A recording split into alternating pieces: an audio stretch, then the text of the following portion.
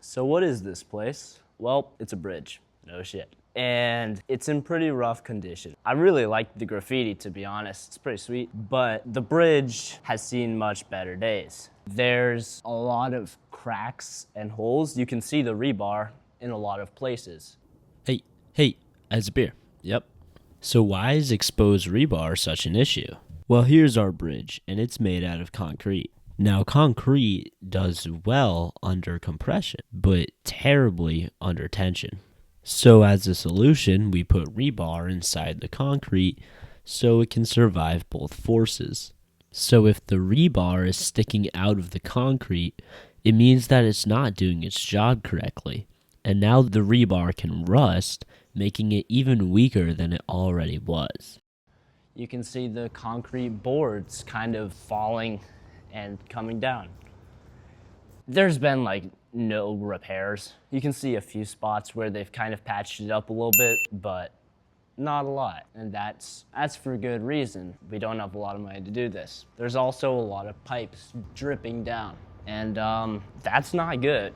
Water clearly shows that it's been getting through, and we have winters here. They're not pretty, and freezing water expands. So this bridge has been here since 1939 and is showing its age. This bridge is in really bad condition. A lot of America is. This is a typical suburban issue where we don't have enough taxpayer money because we just don't have enough people living in the town. The density doesn't work for the amount of infrastructure we have. So what's the big deal? I mean, bridges like this are commonplace in America. And well, this road here is actually right on an elementary school. And you can see there's actual limits on how much weight trucks can hold. And I'm sure that the limits have gone down over time. Actually, it hasn't. And that's even more concerning because we know that the bridge's structural capacity has gone down over time. So a limit that's higher than it really should be is just waiting for disaster.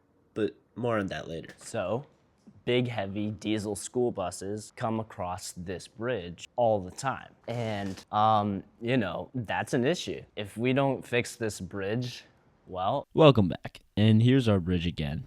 So, say a school bus and a semi-truck are heading down the bridge. Now, their added weight could easily exceed the bridge's limit. And because this bridge has not been properly maintained, the bridge could collapse. The kids all fall and die, and oh no! That would be pretty bad, but honestly, if it isn't maintained or rebuilt, this could happen. So what can we do about it? Not much, really. Eventually we'll have to tear down this bridge and build a new one. I don't know when we'll have the money for that, though. But right now, we can take some pictures.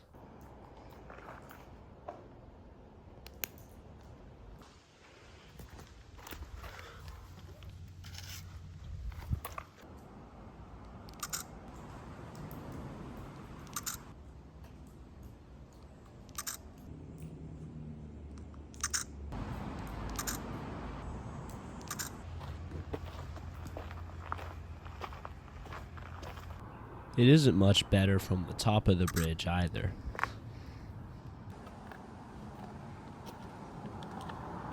Although there was some entertaining graffiti, and a spare pack of batteries for the camera. Nice. But yeah, this whole bridge will need more than just a new coat of paint. But wait, there's more. Yep, let's load up the next location.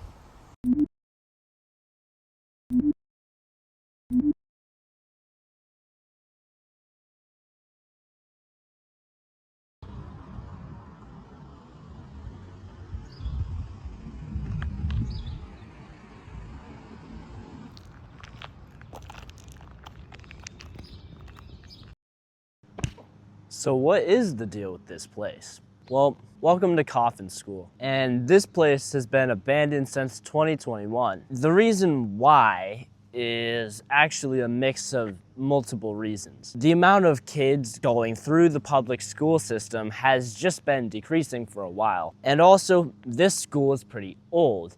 It was built just about in the 50s or maybe even the 40s, I forget. I'll put the number here.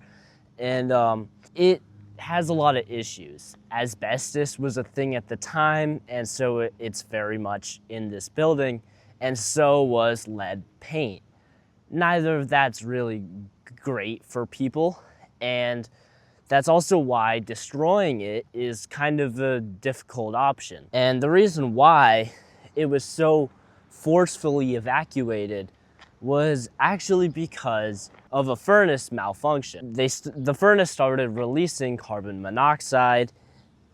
That's not great. So they shut down the school, and also what's something so eerie is that in there's a sign that says "Countdown to Brown."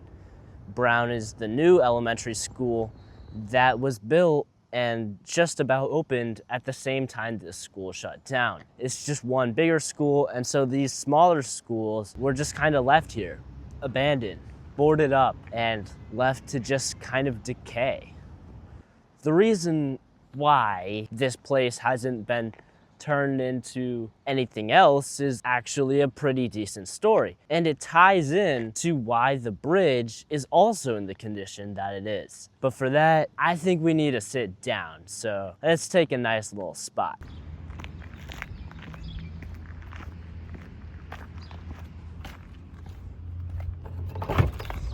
I'm just kidding. This thing is nasty. Now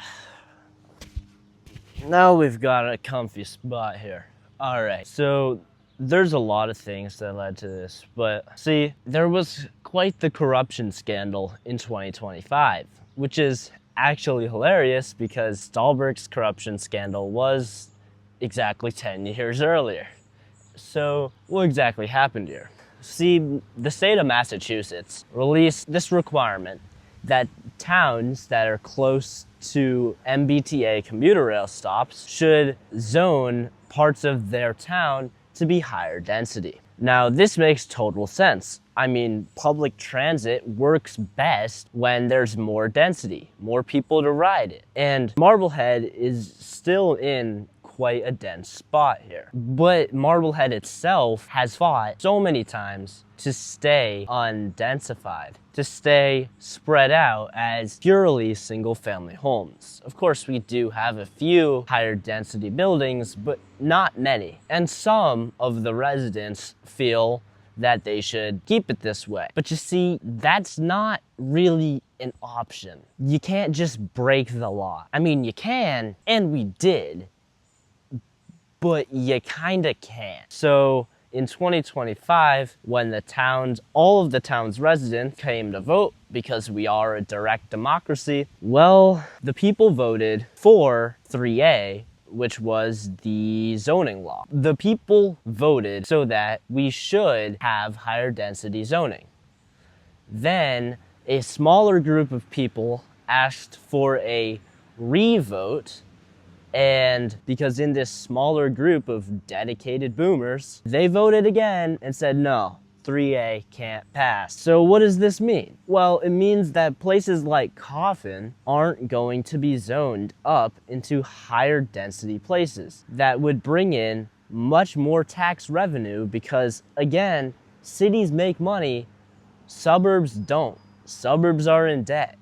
It's the reason why our bridge is the way it is. We don't have any money for it. We just don't. And the education system is also lacking funding. But what do? Well, we voted again this year, and this time it kind of passed. See, we voted for the golf course in our town to be zoned as higher density buildings. It doesn't mean it'll ever happen. It just means that it can happen if the owners of the golf course, who have owned the golf course for like 100 years, ever decide, we're good, we're gonna sell it, which is never happening. So anyway, Coffin could be built into a wonderful higher density apartment complex or condos, which would be great for everybody. It would be great for the town because, again, higher density buildings have more residents. And even if these residents make less money, the total tax income will be a total net positive. While we could 100% use the annual tax boost because the town is in debt. We are in a deficit. We're losing money every single year, and we're gonna have to cut costs. This school is abandoned, so it doesn't really need to have any pictures taken. But I think the entire school is really just one big picture. That concludes Infra for today. Is that right? Yeah, that concludes Infra for today. Thanks. Yeah, this episode we're gonna take a lot of time, but here we are. This is being filmed in July, but August 8th, guys, that's when you're viewing this or later. And Mark's journey will be at the 10-year mark. And so I thought, why not, Let's take a moment to celebrate that we need to discover the corruption. And as mundane as concrete bridges and rundown schools may seem, they're all infrastructure. And infrastructure typically has ties to corruption. It's true, corrosion and corruption, they're far too alike. And it's something that we should pay attention to because it is the basis of our society, and without it, we could not exist. So, thank you, Lois Interactive, and also just, thank you so much for watching, and I will see you in the next one.